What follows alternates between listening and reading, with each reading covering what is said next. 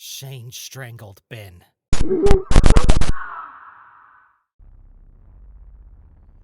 Not with the intent to kill him,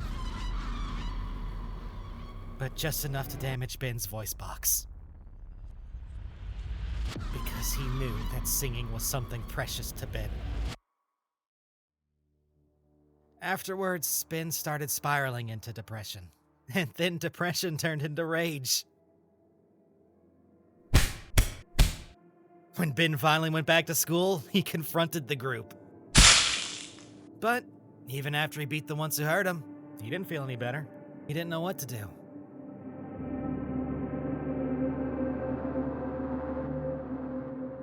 To make the anger go away.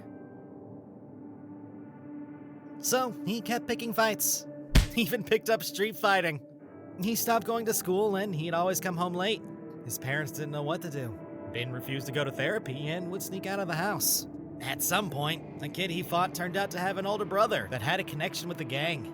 The gang found out where he lived, and, well, they ended up having to move. Ben was ashamed of what happened and realized his temper was far out of his control. That was when his parents suggested he come stay with us for a while. Since we were always away traveling, doing new things, and exploring new places, they thought it would help him find a new meaning in life. Something he loved just as much as singing. He agreed, and also started going to therapy. And so, that's how he ended up living with me. His therapist also suggested taking up calming hobbies like gardening and drawing in that notebook he always carries with him. He's calmed down quite a bit, but there are some times where something can trigger his anger. Like when he saw Logan and that other guy in the hallway. Is that why he's always following Aiden around? Because he doesn't know what he's supposed to do with himself? Wait, so he can still talk, right? Just not sing? I mean, he can, but he doesn't like hearing his damaged voice, so he chooses to be silent. Night, bud. You can turn the music off. Should we talk to him about it? It seems like he doesn't even want to hear Aiden talking about what happened, let alone us bringing it up. But it feels wrong to just ignore him sharing something so personal. Alright, let's move on then. Thanks, Ben. For letting Aiden share with us, I mean. You don't even know us that well, but felt like we should know as a team. I'm sure it wasn't easy.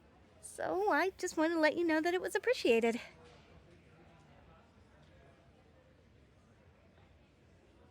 Sorry, Ashlyn. I didn't mean to interrupt you. Huh? No, it's alright. I also agree that it was considerate of Ben to let us know. Me too. Yeah. So I should have said something after all. This is difficult. It's a little off topic, but I think I have a theory of what happened in Savannah. Well, not exactly what happened, but how we went from Savannah, Georgia, all the way back to Alto, Georgia on the second night. Right. That's something we've been stuck on for a while. After we left Savannah, instead of us returning to the motels on the second night, we woke up in our beds back home, which didn't make much sense once we figured out that we always returned to where we were previously in the Phantom Dimension. We all ended up having to hide ourselves as best as possible until things were safe again. This whole situation has been a disaster, but the first few nights were particularly brutal. That's when we realized that whatever was happening at night wasn't a fluke, and it wasn't going to stop. Okay, so what's this theory? Well, because of how our injuries work in relation to each dimension, I think the bodies we use here and use in the Phantom Dimension are separate, but also connected. So, if they are connected in some way, what if there's a distance limit?